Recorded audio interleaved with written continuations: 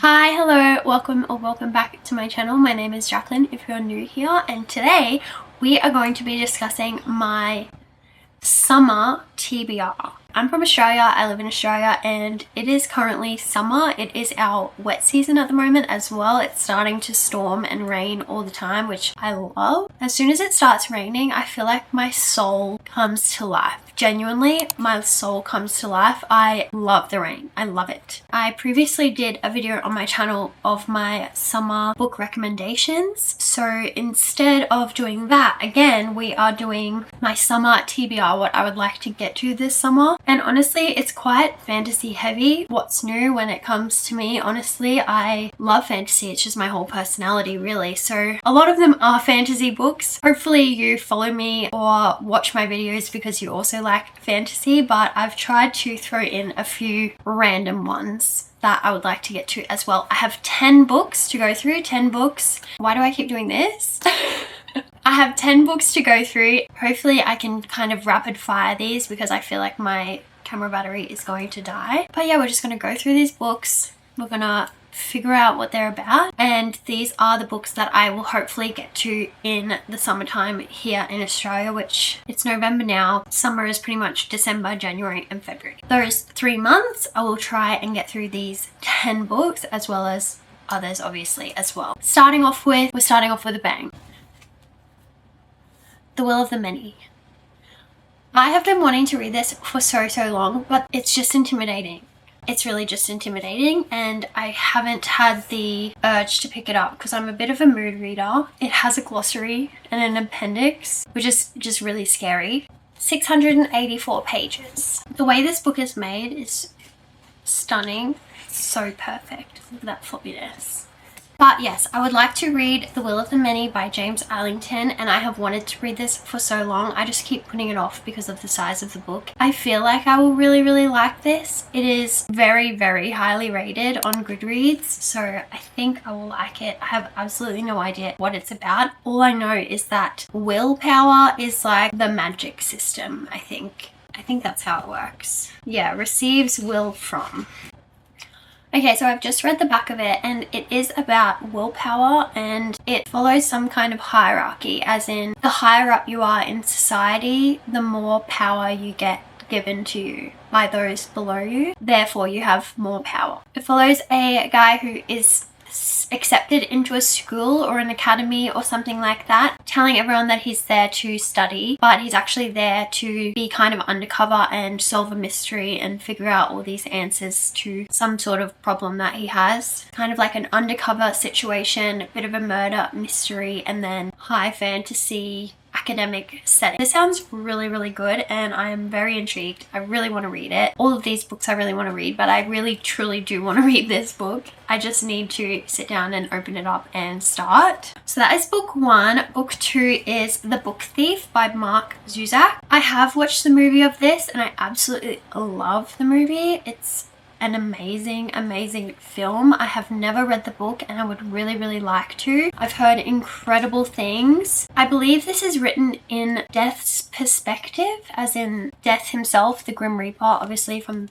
the front of the book you can kind of tell. I think it's written from Death's perspective, and it follows World War II. It follows World War II and a little girl going through the war and what she has to suffer through, I guess. There's a whole bunch of other characters that are also included, but I think it is from the perspective of Death, and I'm very intrigued to read this, and I'm hoping that I fall in love with the writing and I really love it. I'm hoping that I can annotate it and it can become a new favorite book of mine. I have high hopes for this one. Third book we have is In Fact Brimstone by Callie Hart. Originally read Quicksilver on Kindle because it's on Kindle Unlimited, and then this just came out like the other day, maybe like 2 days ago, 3 days ago. It doesn't matter for the sake of the video. It just came out. It's a new release, and I'm definitely intrigued. I remember loving the ending of Quicksilver. I definitely liked the book. I enjoyed it. I think I rated it like 4 or 4.5 stars. So I did really enjoy the book. I kind of forget everything that happened within the book. I know that it has something to do with alchemy, and the ending was really crazy, but I think I'll have to watch like a recap video on what Quicksilver is about before I dive into this.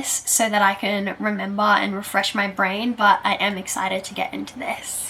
Book number 4 is Fairytale by Veronica Lancet. This was actually on my November TBR, but I haven't gotten around to it. I haven't felt like picking it up at all, but I do want to get to this soon. I really want to know what the hype is about. I really want to understand what everyone else is talking about when they speak about Fairytale. A lot of people talk about the male main character in this and how he's one of their all-time favorite characters. So I am definitely intrigued to read this. I have no idea what it's about. It says, I might be evil personified, but you're the only one I'll ever be good to. In August 1955, when Miss Darcy O'Sullivan, an orphaned English teacher from Boston, receives a letter that her biological father passed away, she is surprised to find herself included in his will. There is only one condition. She must travel to Fairytale to attend his funeral. So Fairytale's a town. With the promise of sizable inheritance, Darcy decides to journey to the small coastal town that holds the secrets of her birth. The moment she sets foot in Fairytale, things start to go amiss. Odd residents, odd rumors, odd deaths. Everything about Fairytale is odd, including broody Caleb Hale, part of the infamous Hale family.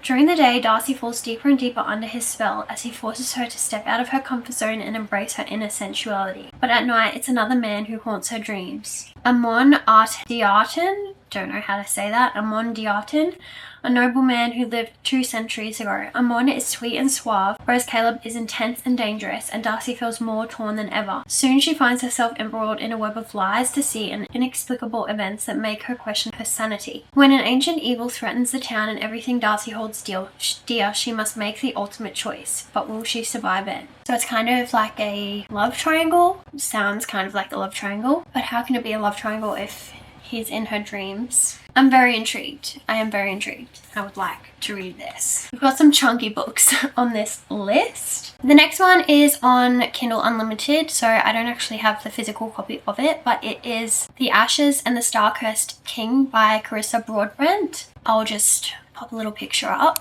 I read the first 2 books, so I read The Serpent and the Wings of Night, and then I read the novella, which is Six Scorched Roses, and I have avoided reading the second book for literally months now. I'm pretty sure I read the first book towards the start of 2025, and it's now November and I still have not read the second book. The reason being is I saw a couple of negative reviews and it just put me off. I just completely, it went to the back of my mind, never to be thought of again. But it is on my mind because I keep bringing it up. I keep wanting to read it, but I'm scared that I'm not going to like it. I recently went to Dimix in the town that I live in, and the sales lady there told me that she actually really enjoyed it. And then I also had a comment on one of my videos telling me that they also enjoyed it as well. So I have some people that have motivated me or encouraged me to pick it up and get through it and see if I actually like it. And I do enjoy Carissa Broadbent's writing, so I want to pick it up and I want to try and get through it and see if I do enjoy it for myself. It is going on the list. Hopefully I can start it because it's on my Kindle, so I normally read like a physical book, a Kindle book, and then sometimes have an audiobook going on at the same time. I'm quite happy to flip through different books at the same time, so hopefully I can pick that up relatively soon and read it on my Kindle and let you guys know my thoughts on it. The next one is also a Kindle Unlimited novel, and that is Blood of Hercules, and it is by, so I'm just looking at my list, it's by Jasmine Mass. Now, I honestly have no idea what that book is about. I haven't read any information on it, but I have seen that it is a very, very popular book online. I've seen a lot of good reviews about it. Apparently it's like a Hercules retelling, or maybe the story is inspired by Hercules, and instead of Hercules being a guy, it's actually a female, and it follows her journey. So I'm very, very intrigued with that one. I would like to read that. I feel like I need to read more Kindle Unlimited books. I need to broaden my horizons and read a few more Kindle Unlimited reads because I kind of just stick a little bit mainstream, and I don't want to be like that. I want to support indie authors and I want to branch out. So I'm going to add that to the list. We have another Kindle Unlimited read for book number 6, and that is Red Rising by Pierce Brown. Every man and his dog raves about this book, raves about it. I'm very intrigued. I recently had a friend stop me the other day and tell me to read it, so it's now gone from maybe like halfway down my list to pretty much at the top of my list. I am very intrigued, and I recently just listened to the audiobook of Project Hail Mary, which is a sci-fi, as well as Red Rising is a sci-fi if you didn't know. I absolutely loved Project Hail Mary. I really loved it, so I am intrigued. My friend mentioned that Red Rising is kind of like the Hunger Games as well, and as everyone will know if you followed me or watched any of my videos recently, I'm obsessed with the Hunger Games, so if I can get that in another novel, I absolutely will. I will chase that feeling down. I will chase it down for the rest of my life, honestly. I love the Hunger Games, so I'm very intrigued to read Red Rising. I have heard amazing things about it, and I just want to understand what the people are talking about. Book number 7 is The Second Death of Locke. I just picked this up the other day. I went to the bookstore and purchased this, and I'm halfway through it. I picked it up and I started reading it straight away, but it's going on this list because I made this list before I started reading it, and then now I'm filming it and I'm halfway through the book, and I'm really enjoying it. It's really good. It is really good. I love also that it's a standalone. I think that's fantastic. I love standalone fantasy novels, especially when they're like this, when it still has good plot structure, good world building, you know, everything that's going on. The characters are well developed. It is really good, and I am thoroughly enjoying. So this is book number 7 for Summer TBR. 2 more books to go. We have This Woven Kingdom by Taria Murphy. I read Shatter Me by Taria Murphy. I only read the original 3 books. I did not read the entire series. That series is super overwhelming, but I did really like the original trilogy of Shatter Me. It is really good. I loved the characters and I love Taria's writing. It's a very simple and straightforward. It's easy to understand, but it's also poetic and beautiful at the same time. I definitely highlighted a few things and annotated a few things in the Shatter Me books, and I've heard really good things about this one. I just haven't managed to pick it up yet, and yeah, I want it to sit at the top of my list because it has been on my TBR for a really long time, so I would like to get to this soon. As for what it's about, it is about Eliza, and she is a disposable servant, never to be known for who she really is, the long lost heir to an ancient kingdom. So she's a long lost heir. She is hunted always, forced to hide in plain sight lest she expose herself to danger. She makes a mistake one day, and the crown prince, Cameron, has heard the prophecies. He knows that of the fearsome monster promised to kill his king. Darkness is fast descending upon his empire, driving Cameron to desperately seek out its source. But as he grows ever more suspicious of the servant girl with the strange eyes, the more he learns about her and the harder it is to turn away, even if falling for someone like Eliza means forfeiting everything he's ever known. So it's a bit of a romance, sounds like kind of a little bit of a quest and forced proximity, but I'm very intrigued for this one, and I love a long lost heir. Who doesn't love a long lost heir? Last one we have is a very festive book. It's a new release and it is purely for December and for the Christmas season. I would really like to read Good Spirits by B.K. Borison. I have never read a B.K. Borison book. I've heard really good things about a few of them. The cover of this, it's stunning. It's so beautiful. It also has sprayed edges. I forgot to show that. I don't have many books with sprayed edges. I'm obsessed with the cover of this. I think it's beautiful. And it's just a Christmas romance novel. I don't read many romance novels. I also don't read many festive Christmas romance novels. I just thought it would be fun. I just want to be I just want to put Christmas in anything and everything that I'm doing at the moment. So this is for December. I'm going to add it to my December TBR, and I'm excited for this one. This is definitely getting read. Yeah, I'm very excited. Just a fun, cutesy little romance set in Christmas. What could be better? What could be better? I'm super intrigued. I hope I like B.K. Borison's writing so that I can dive into her other romance books and add them to my list as like my in-between books when I'm in between huge high fantasies. I love a little light-hearted, warm romance book. It is good for the soul. It's good for the soul. So that is book number 10. Yay.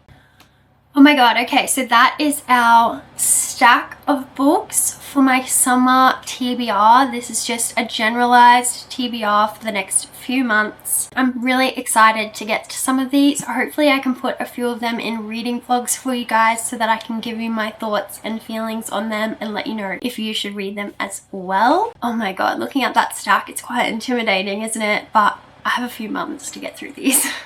That is it for my summer TBR. Thank you guys so much for joining me. Thank you for watching, and if you made it this far, comment a candy cane down below or a Christmas tree.